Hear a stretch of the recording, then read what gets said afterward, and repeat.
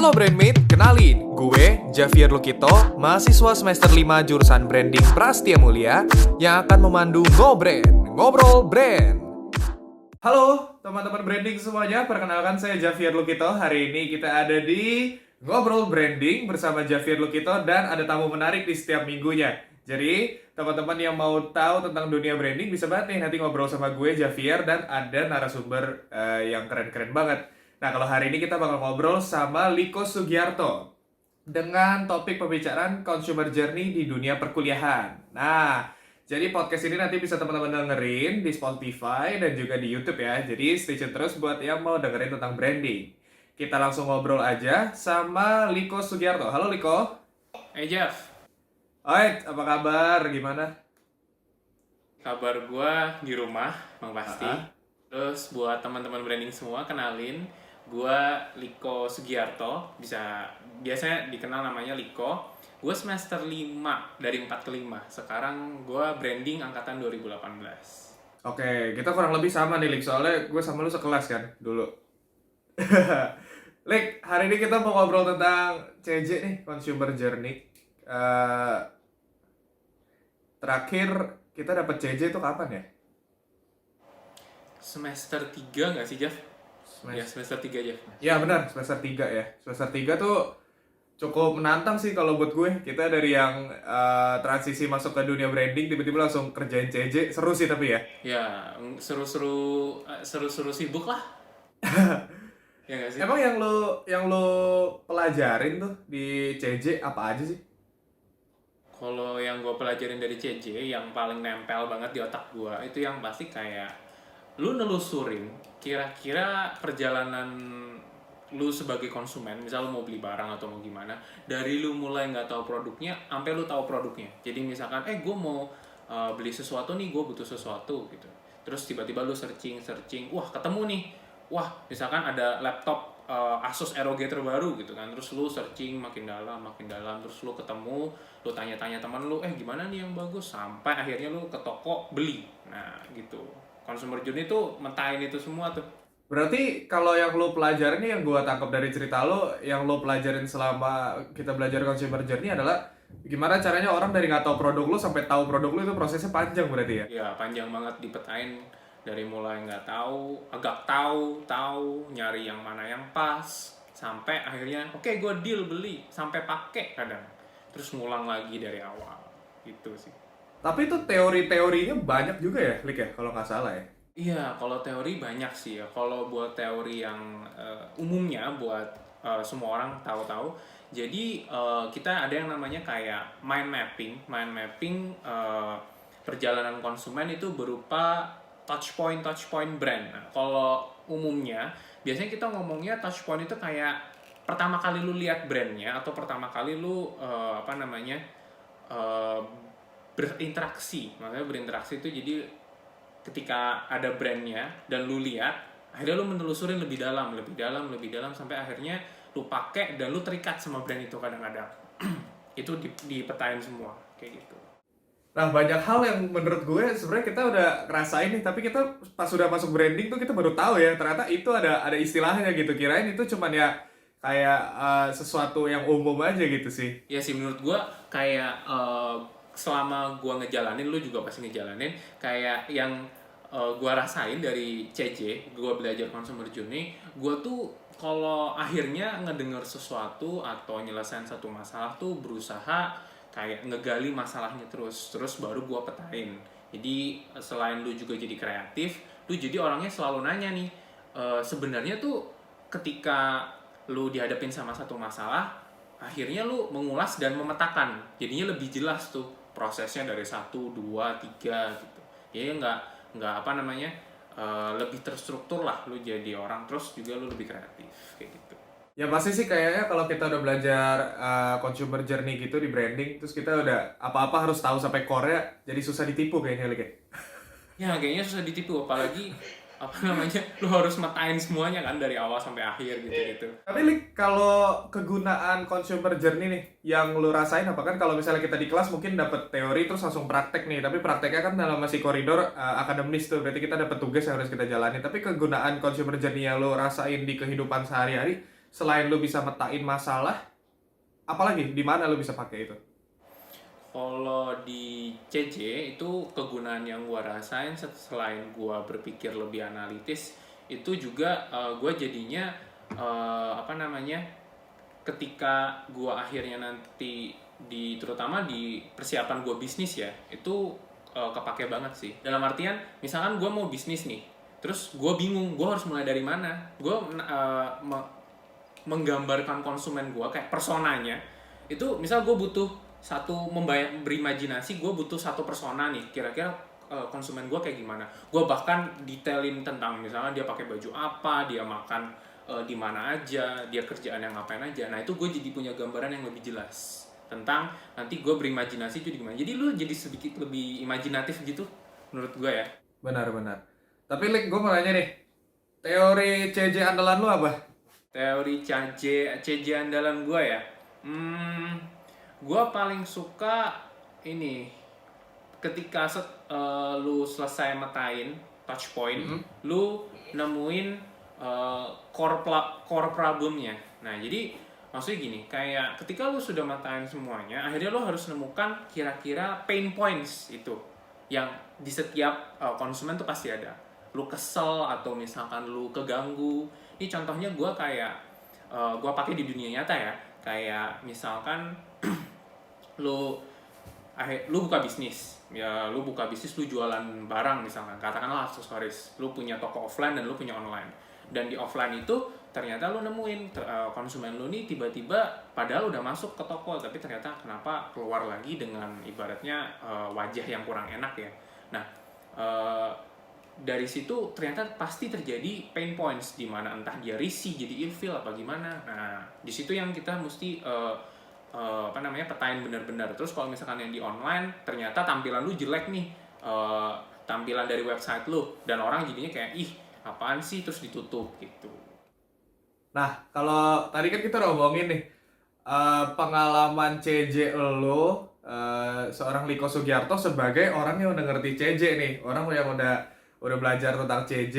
Terus kita analisa sesuatu dengan CJ. Tapi kita sekarang mau tarik balik nih, seorang Liko yang biasa aja, yang cuma seorang customer nih, yang nggak ngerti tentang CJ nih. Ada nggak sih pengalaman consumer journey lo yang lo baru paham, oh ternyata gue tuh ngejalanin consumer journey lo, tapi setelah gue belajar CJ, gue baru tahu bahwa apa yang gue lalui itu adalah sebuah consumer journey. Bisa diceritain nggak, Lik? Gue pernah. Kalau yang relatable banget sama teman-teman branding tuh ini, misal lu belanja Starbucks gitu ya, kan Starbucks tuh kadang dia promo-promo di OVO, terus promo-promo di, kalau gua waktu itu di Sakuku, lu kalau bayar Sakuku Starbucks 30%, wah ngacir gua tuh langsung.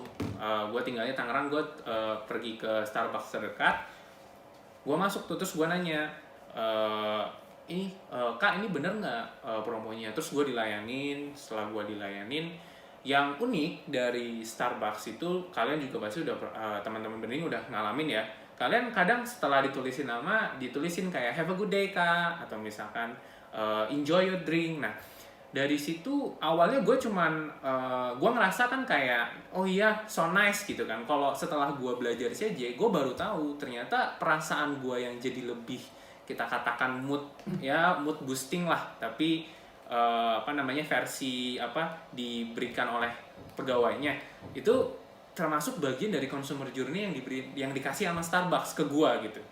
Nah menurut gue sih gitu ya, gue sebagai konsumen Starbucks gitu. Bener. Jadi kalau yang gue tangkap dari cerita lo adalah dengan lo mendapat tulisan di gelas itu, lo jadi punya sense of belonging gitu ya jatuhnya ya. Tapi Lik, kalau bahas tentang tulisan nama di gelas kopi tuh kadang sering ya, gue denger nih katanya kadang suka sengaja disalahin namanya. Iya, kadang nama gue disalahin juga, atau gue nggak tahu disalahin apa benar. Tapi menurut gue itu juga salah satu consumer journey, karena kalau misalkan lu ternyata nama lu salah, kalau gue kan Liko kan, dan orang seringnya nulisnya kalau nggak Kiko, Riko, itu bikin gue sedikit kayak apa ya? Kayak kok nama gue ditulis begini gitu kan. Dan akhirnya bahkan gini, yang uniknya setelah nama gue ditulis salah waktu itu oleh salah satu pegawai orang itu, gue coba datang lagi, gue tes gitu, gue beli lagi, nama gue ditulis salah nggak kali ini gitu. Akhirnya gue repurchase, gue beli ulang gitu loh.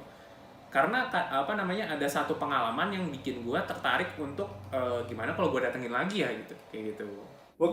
Mungkin banyak orang nggak sadar sih kalau kayak lo tuh begitu dapat tulisan nama lo di gelas gitu, terus lo kan otomatis ngepost tuh di Instagram lah atau di mana gitu.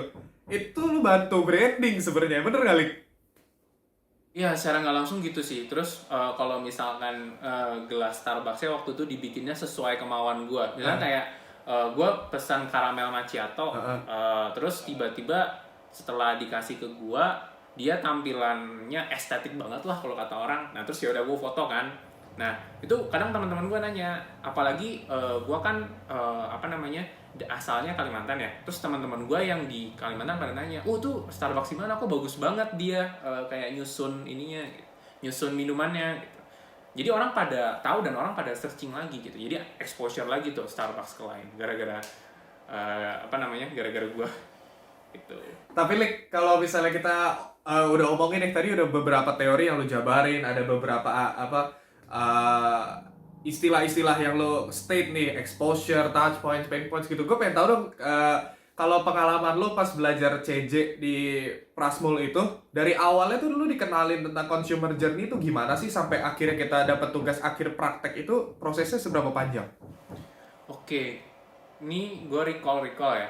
Kalau gue pertama kali ketemu itu di apa namanya dijelasin secara general ya. Yang pasti kita dikenalin teorinya general. Terus yang pasti kita disuruh nyoba sendiri buat mind mapping. Mind mapping itu yang di apa di kelas gue itu di apa benar-benar kita di push buat semua rangkaian kreativitas yang muncul, ide-ide yang muncul tuh taruh dulu. Ide muncul apa, taruh. Ide muncul apa, taruh. Terus persona kalian seperti apa, coba langsung dituliskan di kertas. Akhirnya setelah dengan mind mapping, brainstorming yang apa namanya yang panjang, baru kita akhirnya susun-susun dari apa ya sticky notes itu disusun-susun. Terus akhirnya tahap selanjutnya kan kita kayak bikin solusi gitu ya Jeff, kayak bikin apa namanya kita solusinya ini nih buat pain points, baru dosen ngomong antara di approve atau ada ruang untuk perbaikan atau ada ruang untuk improvement kayak gitu. Terus habis itu setelah kita belajar apa yang kayak simulasi gitu di kelas, pas kita kerjain tugas akhirnya jadi gampang ya, jadi cuma kayak ya kerjain project selanjutnya aja gitu ya. Bener sih menurut gue setuju sama lu. Jadi kayak pas kita disuruh ke lapangan ya yang muncul di otak gue, oh kayak gini dosen pernah ngomongnya kayak gini, dan yang gue rasain ternyata apa namanya walaupun berbeda ya di lapangan, cuman apa namanya dosen udah ngasih kita simulasi gitu. Lik, terakhir Lik, ini kan kita lagi apa? Kita lagi new normal nih ya. Kita sebelum bahas tentang new normal, gue pengen tahu nih, kira-kira lu sebelum belajar tentang CJ tuh, lu tahu nggak sih kalau apa yang lu jalanin dalam purchase ke Starbucks itu tuh sebuah consumer journey? Lu ngeh nggak sih? Atau lu setelah belajar CJ lu baru sadar, oh ternyata ini consumer journey nih? Gue baru nyadar setelah gue consumer journey. Jadi pertama-tama yang gue beli aja gitu. Gue repurchase atau beli lagi ya gitu-gitu aja. Tapi setelah gue belajar CJ terus ke Starbucks gak pernah sama lagi. Maksudnya kayak lu jadinya ngerasa posisi lu tuh sebagai konsumen itu ternyata sama Starbucks tuh diperhatiin dan dipikirinnya tuh dengan consumer journey kayak gitu. Oke gini toh rasanya gue ngejalanin sendiri gitu. Benar. Jadi makanya itu ya tadi yang dari awal gue bilang kan, mungkin kita banyak hal yang kita lakuin, banyak hal yang kita lakuin purchase itu kita nggak sadar bahwa kita adalah bagian dari consumer journey itu, atau kita sedang menjalani journey itu. Bener ya Lik ya? Bener banget. Mantap sih. Seru banget sebenarnya kalau belajar CJ tuh kita jadi tahu hal-hal yang sebenarnya tadinya tuh di back end gitu. Jadi kita tahu sampai ke dalamnya. Lik, terakhir Lik, kalau misalnya ini lu lihat nih, ini kan sekarang lagi new normal nih, banyak offline store yang jadi online atau banyak online store bermunculan. Kira-kira di vision lo nih, consumer journey yang bisa diterapkan di era new normal ini apa sih yang sejalan sama ilmu kita? Oke, kalau menurut gua pas pandemi otomatis apa namanya orang bakalan cari satu satu pengalaman atau sensasi tambahan menurut gua, yaitu lu butuh rasa aman. Jadinya ketika lu mulai ngelihat sampai bertransaksi. Kalau ngelihat kan di offline ya, kalau yang di online kan pasti aman. Itu menurut gue lu butuh kayak tambahan sensasi. Oh, gue purchase di sini tuh aman. Gue purchase di sini tuh bakal yakin gue terhindar dari corona misalkan. Nah jadinya ketika kita atau nanti teman-teman branding berusaha menyusun dalam keadaan new normal, maka sensasi dan pengalaman yang ditambahkan itu tetap safe, tapi nggak boleh ngurangin unsur fun-nya. Atau misalkan kalau pengalaman-pengalaman di CJ yang ibaratnya memberikan kesan brand itu sendiri tuh nggak boleh dikurangin, tapi harus ditambahkan dengan rasa aman menurut gue. Jadinya misalkan kalau yang online, lu beli misal lu beli barang gitu ya, lu harus tahu kan kalau paketnya tuh udah disemprot sama disinfektan gitu kan. Atau misalnya lu ke offline, lu dikasih, kalau kayak gue pernah tuh ngerasain di Saburi Kintan itu, gue makan di sana gue dikasih sarung tangan. Nah itu kan gue jadinya rasanya lebih aman tuh, dan gue pengen repurchase lagi jadi karena makan di situ aman gitu. Menurut gue gitu sih. Menarik banget, Lik. Thank you banget. Gue setuju banget sama lu yang di bagian aman ya, bahwa memang banyak orang sekarang lagi perhatiin kesehatan dan keamanan sih. Itu sih kayaknya ya ke depannya. Tapi ya namanya vision, bisa benar bisa enggak, namanya prediksi. Kita orang branding itu pasti punya data untuk prediksi. Betul ya, Lik ya? Bener banget. Thank you banget, Lik. Udah ngobrol-ngobrol hari ini. Thank you banget buat sharingnya, terutama mengenai consumer journey. Sehat-sehat terus ya. Nanti untuk teman-teman branding semua, jangan lupa kita akan sering-sering ngobrol sama narasumber yang keren banget. Stay tune terus di Spotify dan YouTube kita, atau bisa juga cek di Instagram @brandingprasmo. Thank you teman-teman branding. Javier signing out.